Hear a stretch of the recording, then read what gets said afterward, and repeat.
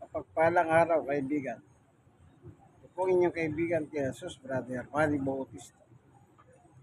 Isang salita ng Diyos ay ating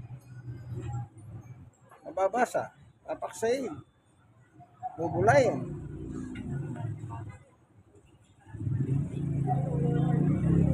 Women, ang Biblia ng mga pastor.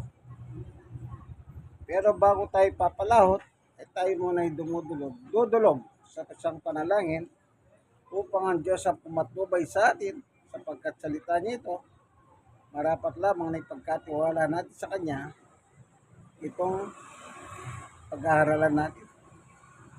Panginoon Diyos, samahan mo po kami, buksan ang mga puso ng bawat isa, upang sa ganang paginabang po kami sa iyong turo at aral. Salamat po sa ngalan ni Jesus. Amen.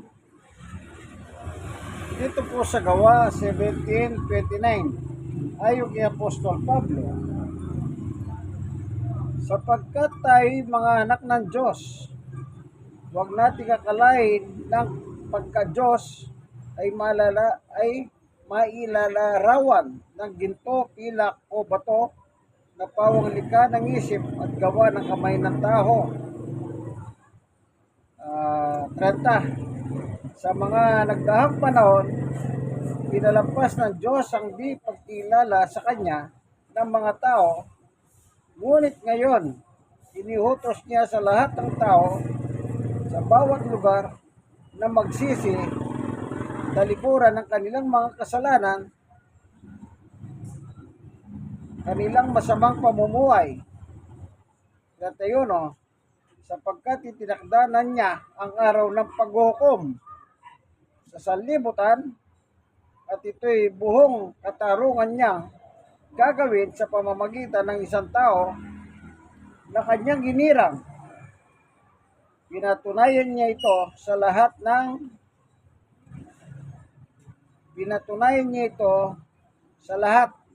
ng muli niyang binuhay ang taong iyon. 32. Nang marinig nila ang sinabi ni Pablo tungkol sa muling pagkabuhay, tinuya siya ng ilan. Sinabi naman ng iba, nais namin mapakinggan kang muli tungkol dito. 33. Sa tiniwan ni Pablo ang mga tao. 34. May ilang sumama sa kanya at sumampalataya sa Diyos. Kabilang dito sina Dionisio, nakahanib ng kapulungan ng Areopago, isang babaeng nangangalang Damaris, at mga iba pa. Ang ating papaksayin dito, papasinin natin yung nakalagay na sa verse 30. Sa mga 29. Sa verse 29, sapagkat tayo mga anak ng Diyos, huwag nating akalain na ang kanyang pagka-Diyos ay may lalarawan sa ginto, pilak o bato na pawang likha ng isip at gawa ng kamay ng tao. Ito yung mga ribulto. Kung totoo kang anak ng Diyos, dapat wala kang may lalarawan ng Diyos. Walang larawan na gaya ng tinutukoy ni Pablo. Anong sabi niya?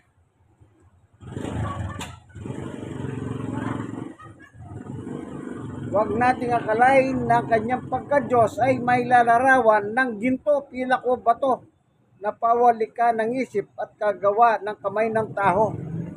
Sino bang gumagawa ng mga ribulto? Himayin. Hindi ba yung kamay ng tao? Yung isip niya, imagination. O naalala ko, nung ginawa nila santo si San Pedro Calungsod, yung taga Bulacan yun eh. Tinignan, kung may litrato siya. Wala sila nakita litrato doon sa Bulacan. Kaya hindi mo mailalarawan kung anong itsura ni San Pedro Calungsod.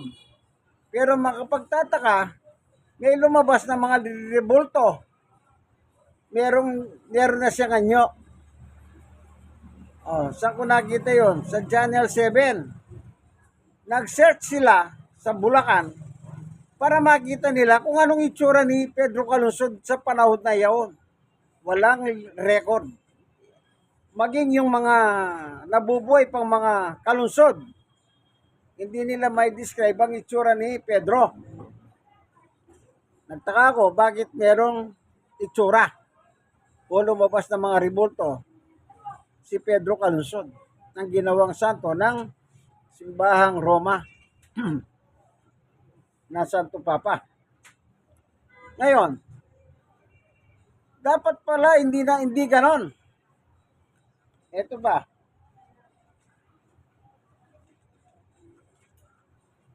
Doon sa 10 utos, meron akong babasahin. Dito sa Exodo chapter 20. Verse 4. Huwag kang gagawa ng imahen ng mga anumang nilalang na nasa langit, nasa lupa, at nasa tubig upang sambahin ka. Yan. Upang sambahin. Huwag mo silang yuyukuran at sasambahin sapagkat ako si Yahweh na yung Diyos ay mapanigbubuhing Diyos. Ang kasalanan ng mga magulang ay sisingil ko sa kanilang mga anak hanggang sa 3 at 4 na saling lahi. Bawal po, sabi ng Diyos. Kung ako ang Diyos nyo, ito nakalagay huwag kang gagawa ng imahen ng anuman nilalang na nasa langit, nasa lupa o nasa tubig upang sambahin. Huwag mo silang yuyukuran ni sasambahin, sapagkat akong si Yahweh na iyong Diyos ay mapanigbubuhing Diyos. Kung ang Diyos mo ay ang Diyos ng langit at lupa, wag mo siya dapat labanan.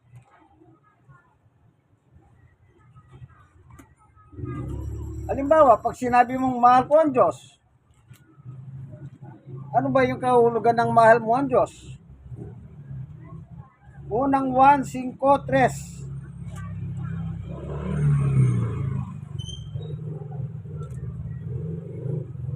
Sapagkat ang tunay na pag-ibig sa Diyos ay ang pagtupad sa kanyang mga utos. Hindi naman napakahirap sundin ang kanyang mga utos. Mahal mo ba ang Diyos? Kaibigan? Sundin mo kanyang utos.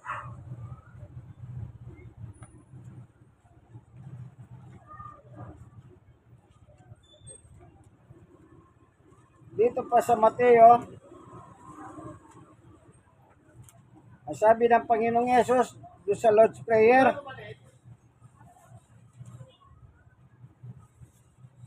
sabi niya ito,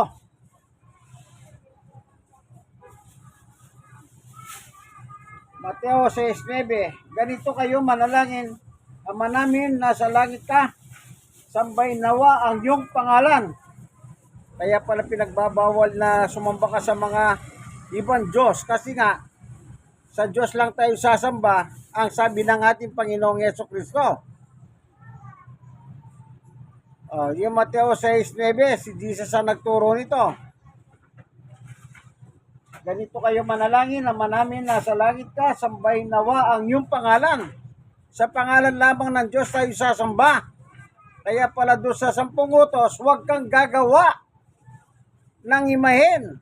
Huwag mo silang sasambahin, huwag mo silang yuyukuran, sabi ng Panginoon Diyos. Bawal, sapagkat ako ay Diyos na mapanigbubuhin. Kaya kung ang Diyos ay Diyos mo na, dapat yan lang ang Diyos mo. Wala nang iba. Huwag kang gagawa ng larawan, imahen, rebolto, estatwa, kung ano nang tawag nyo dyan. Verse 10, dumating nawa ang iyong kaharian, masunod nawa ang iyong kalooban dito sa lupa tulad ng sa langit. Masunod nawa ang iyong kalooban. Sa lupa. Sino tinutukoy sa lupa? Hindi tayo mga tao. Tagalupa tayo. Kaya sundin natin ang kalooban ng Diyos kung ang Diyos ay Diyos natin. At ang pagsunod, hindi lang sa lupa magsisimula, magtatapos sa langit hanggang langit, sabi niya. So yung susunod sa kalooban ng Diyos dito sa lupa, sila yung pupunta sa langit pagdating ng araw.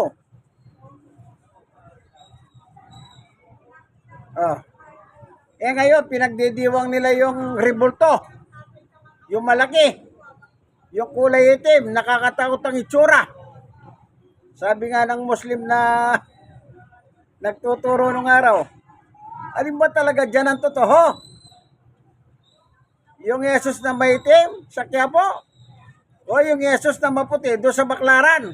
Nakita nyo ba yung Yesus doon sa Baclaran? Di ba puti siya? Yung nakadadad yung kamay niyang ganyan. Kaya pati yung Muslim hindi alam ang gagawin eh. Kaya tanong niya, sabi niya, mga Katoliko, alin ba dyan?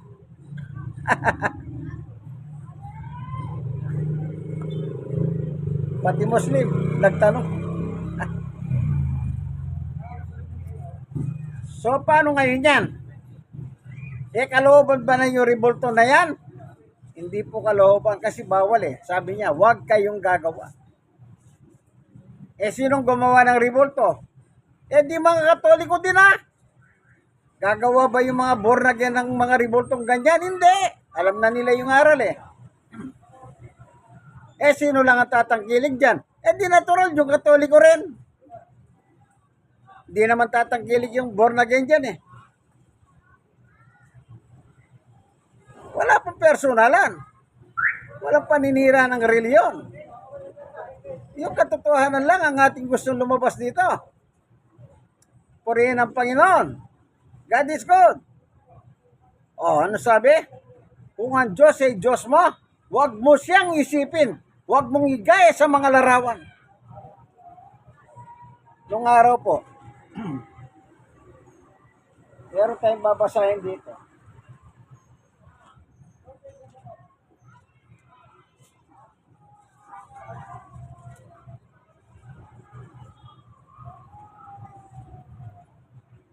Dito sa Isaiah 46. Sinabi ni Yahweh, Isaiah 46:5, saan ninyo ako'y tutulad? Yan ang tanong ng Panginoon Diyos. Mayroon bang makakapantay sa akin? Sabi ng Diyos. Ito ang sagot ng mga tao noon sa panahon nila. Sa 6, binuksan nila kanilang mga sisidlan, ibinuo sa mga gintong laman, at kanilang tinimbang sila ng mga pilak. Umupa sila ng platero at nagpagawa ng Diyos-Diyosan. Pagkatapos, niluhuran nila at kinambay ito. Diyos-Diyosan, rebulto, gawa sa pilak at ginto. Umupa sila ng platero. Kasi sabi ng Diyos, kanino nyo ako itutulad? Ayun, tinulad nila sa rebulto. Yan ang sinasabi naman ni Pablo doon sa chapter 17 ng Gawa. Huwag mong akalay ng kanyang pagka-Diyos ay gagaya ng, ito na, gito, bakal, bato, sabi niya.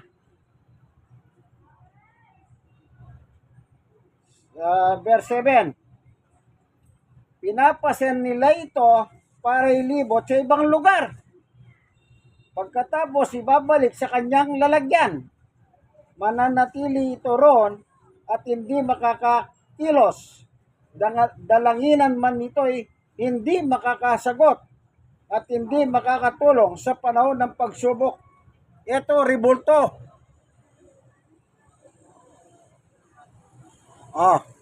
Anong sabi? Pinapasan, prosesyon, traslasyon, prosesyon. Meron na pala prosesyon noon. Yun ang kasakay din sa balikat. Sa panahon natin ngayon, ano mga yan tawag nila doon? Mamamasan. Palit-palit sila kasi mabigat yun eh. Malayo pa nilalakad, wala pang sapin sa paa. Kaya nanonood akong balita kanina. Ayun, yung mga nasaktan, yung paha, walang sapin eh. Kaya nabiktima. Bukas kaya, ilang kaya yung biktima bukas? Siyempre, hanggang ngayon yan eh. Buong 9 ng January na ngayon. Hanggang matapos yon, then bukas o mamayang gabi, kung matatapos na, o kaya bukas, malalaman yung balita kung ilan yung nasaktan o namatay. Sa tingin nyo ba natutuwa ang Diyos dyan? Sa inyong ginagawa? Oh. Nilalabanan nyo pa ang Diyos eh. Huwag ka kayong gagawa. Eh, ano nililibot nyo? Di ba revolto yan? Sige, sabihin na ninyo. Revolto ni Jesus yan. Yan, tanong. May utos ba si Jesus na igawa siya ng revolto? At ipasyal-pasyal? Kasi ang tema ngayon ng translasyon ay mas mainam ang pagsunod kaysa sa pag-aandog. Sa lumang timbang, ganyan eh. Merong kasulatan na ganyan. Mas maganda pagsunod kaysa sa andog. So, anong sabi ng pari kanina sa misa? Sumunod tayo kay Jesus. O, may utos ba si Jesus? Mga, ano ba tawag sa inyo? Ano ba, panatiko o deboto? Sinabi ba ni Jesus mga deboto? Igawan nyo ko revolto? Pasanin nyo sa balikat nyo? Ngayon medyo class na eh. Nakasakay na sa andas. Pero ganun pa man, kita nyo yung mga tumatalon? Oh. Buti na lang maraming tao, hindi sila nahulog. Pumabagsak din sila sa mga tao. Alam niyo po, kahit anong ikatwiran ninyo, malayo sa katotohanan yan. Kayong mga deboto, walang personalan ito. Nagbabasa lang po ako ng Biblia. Oh. Sa panahon pa pala ni Isaias, meron na palang ganyan, mamamasan. Nililibot. O ito, basahin ko muli o. Sa Isaiah 46:6, binuksan nila kanilang sisidlan, ibinuo sa mga gintong laman at nagtimbang sila ng mga pilak. Bumupa sila ng platero at nagpagawa ng Diyos-Diyosan. Pagkatapos ay niluhuran nila at sinamba ito. 7. Pinapasan nila ito para ilibot sa ibang lugar. Pagkatapos ibabalik sa kanyang lalagyan, mananatili ito roon at hindi makakakilos. Dalanginan man ito, hindi makakasagot at hindi makakatulong sa panahon ng pagsubok. O, minsan meron ko napanood, nasunog pala yung Quiapo Church na yan. Oh, anong nagawa ng revolto? Sabi nung nagkukwento, hindi na raw yun ang original. Yung ngayon. Kasi yung parang dinala dito nung araw, parang ganun ang kwento niya. Nasunog. Nasunog? O lindol? O meron ba nagawa yung revolto? Wala. Revolto nga eh. Yung pinoprosesyon nila kayo, hindi ba revolto yan?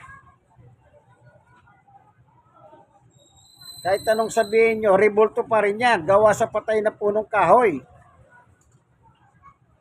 Oh. Verse 8. Ito, tandaan nyo ha. Ito ang tandaan ninyo. Sabi ng Diyos. Ito ang tandahan. Ito ang inyong tandaan. Mga makasalanan. Grabe, makasalanan. Ang bagay nito ay alalahanin ninyo. Kasalanan po pala. Hindi ako may sabi niyan. Ang Panginoon Diyos ang may sabi niyan. Doon sa mga naglilibot na may dalang rebulto. Kaya ngayon nga, naging medyo class ngayon, may karo na. Pag nasagasa ka naman ng gulong ng karo, di, yari ka. Di ba totoo yan?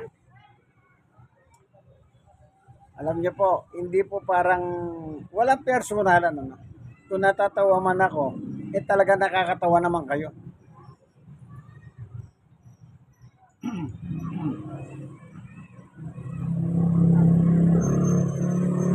Ayan. Yan ang sabi ng Diyos. Ito ang inyong tandahan, mga makasalanan. Anong gusto ng Diyos ngayon? Ang sabi na, alam niyo po, mahal tayo talaga ng Diyos eh. Kahit gaano ka kasama, mahal tayo ng Diyos. Alam niyo ba si Apostol Pablo, napakasama ni Pablo nung araw. Pero nakatanggap din siya ng patawad mula sa Diyos. Kaya kayong mga deboto, sana maisip ninyo yan. Masama pala yung nagbuo. Baka sabihin nagbubuhat pala. Lahat kayo. Sama-sama kayo dyan.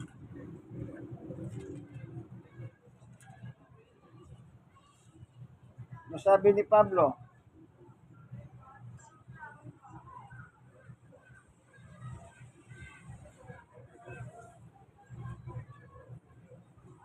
ito unang Timoteo chapter 1 verse 12. Nagpapasalamat ako sa ating Panginoong Yesukristo na nagbigay sa akin ng lakas dahil itunuring niya ako karapat-dapat na maglingkod sa Kanya. Kasi kahit na noong unay nilapastangan, inusig at nilait ko siya, sa kabila nito'y nahabag sa akin ng Diyos, sapagkat hindi ko nalalaman ang aking ginagawa noong hindi pa ako sumasampalataya. Yan palang ganyan mga ginagawa. Walang pananampalataya sa Diyos yan. Ibig sabihin sa English, ungodly.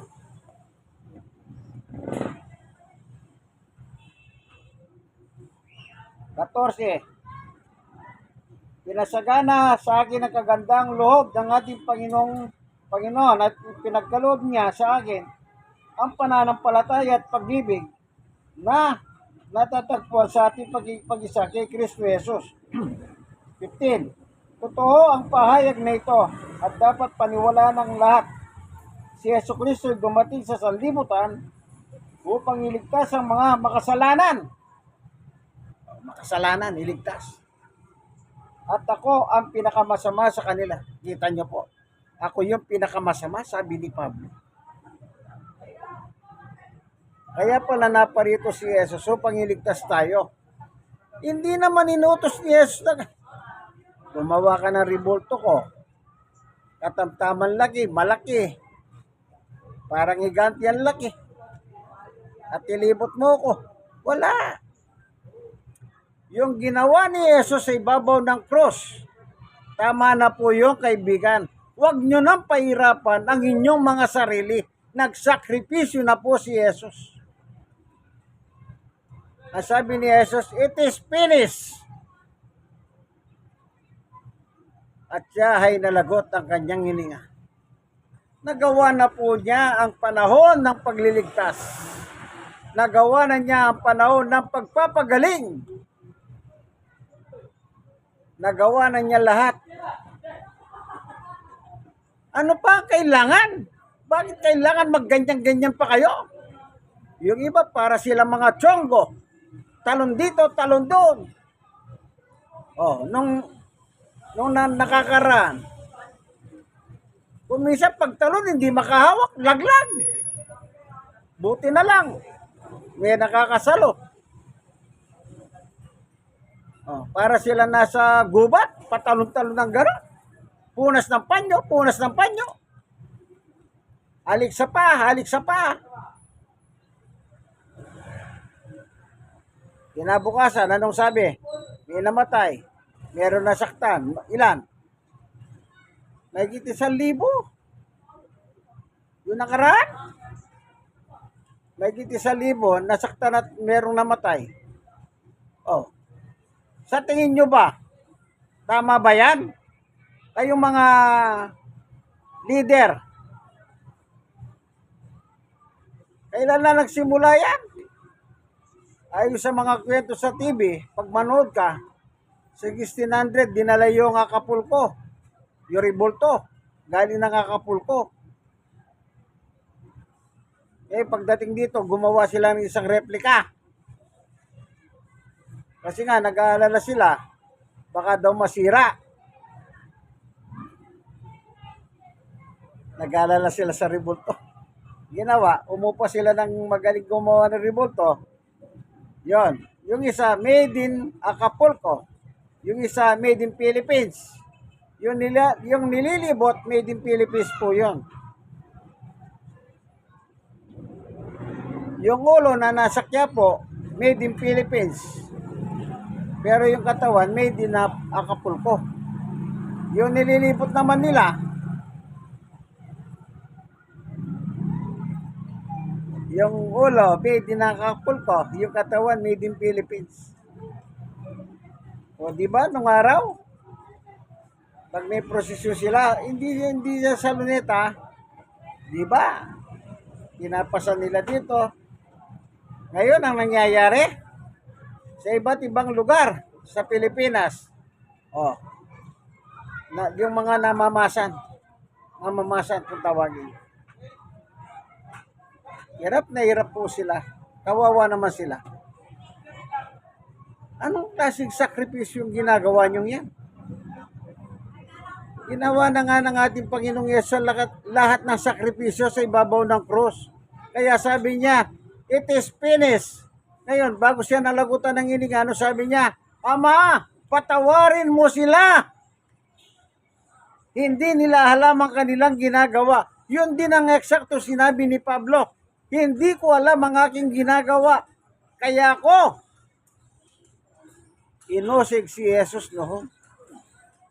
Pero, nahabag sa akin ng Diyos. Kaibigan,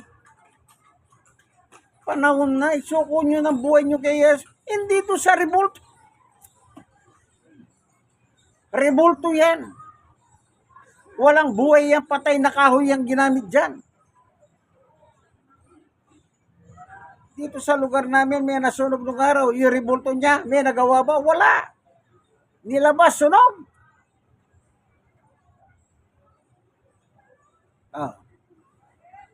Alam niyo po, ang buhay natin, huwag na kayo magpakamangmang pa. Kaya ang tawag ko po dyan, ang godly people. Mga taong walang Diyos kayo. Bakit? Hindi nyo sinusunod ang kalooban ng Diyos eh. Ang sabi, masunod na wang yung kalooban. Pero ayaw nyo sundin eh. Sinong may sabi? Ang Panginoong Yesus. Lord's Prayer, Ama namin nasa langit ka. Mula noon, tinuturo na yan. Bata pa lang ako, natatandaan ko po, grade 2 ako. Ngayon, 63 na ako. Yan ang tinuturo ng mga madre noon sa amin sa elementarya. Yung Ama namin nasa langit ka. Kaya kabisado ko yan kahit wala akong binabasang Bible. Popular po yung tinuro ni Jesus ng Ama namin, nasa langit ka. Ngayon, hindi lang ganon, kinakanta pa. Ama namin, nasa langit ka. Hindi po ba ngayon, may kanta pang ganyan? Noon, hindi naman kanta yan eh. Ginawa nilang kanta. Salamat, Panginoon Diyos, sa pagtuturo mo sa amin. Yan palang ginagawang paglabag pala sa iyong kalooban yan, Panginoon Diyos, na sinabi mo huwag nang gagawa. Gumawa po sila. At kanila pang inililibot. dinadasalan, hinihingi ng tulong. Which is, na sinabi mo, huwag nilang gagawin niya. Salamat po, Panginoon Diyos. Buksan mo ang puso at isip ng mga taong ito na kung tawagin mga devotos na may tuwid ang kanilang pananampalataya. Salamat po sa ngalan ni Jesus. Amen. Kaibigan, like. Share na share. Kayong mga nasisiran, mag-share din kayo sa iba. Walang personalan ito. Nagbabasa lang po tayo ng Biblia. Kung meron kayong ganitong Biblia, po amen. Sundan niyo ako. Salamat po. Ito po ang inyong kaibigan kay Jesus, Brother Manny Bautista. God bless us all. Bye-bye.